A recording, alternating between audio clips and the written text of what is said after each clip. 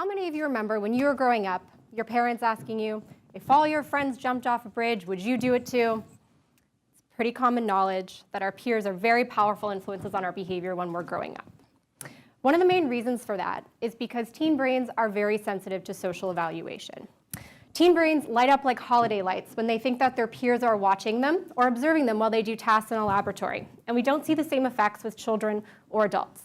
So teens are very sensitive to social status and popularity, and social acceptance means the world to them. So they'll often consider the social benefits of engaging in a particular behavior rather than the consequences, as any parents in the room know.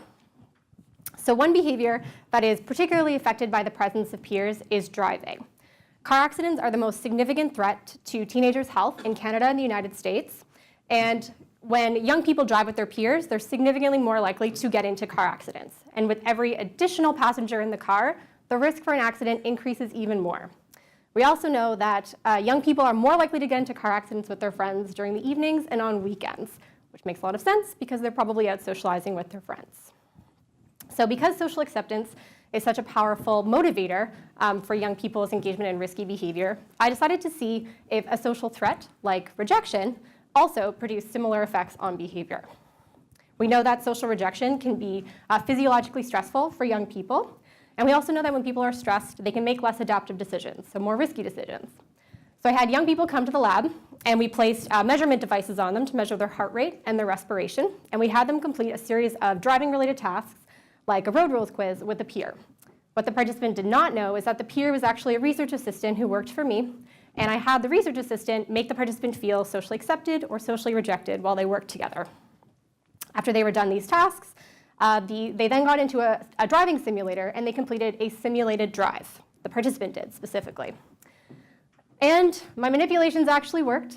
So when the participant was either accepted or rejected by the peer, their physiological stress did increase, and this resulted in worse driving outcomes, like veering closer to the opposing lane of traffic and less attention to changing road conditions outside. The most interesting thing that I found was that this effect was strongest for people who were socially accepted. So it seems like social acceptance is actually enhancing the physiologically stressful nature of driving with a peer, and that this is further enhancing the distracting effect of the peer.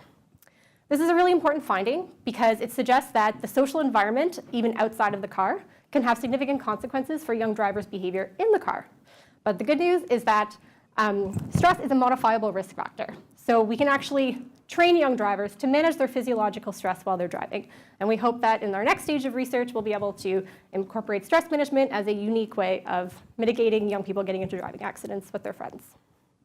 Thank you.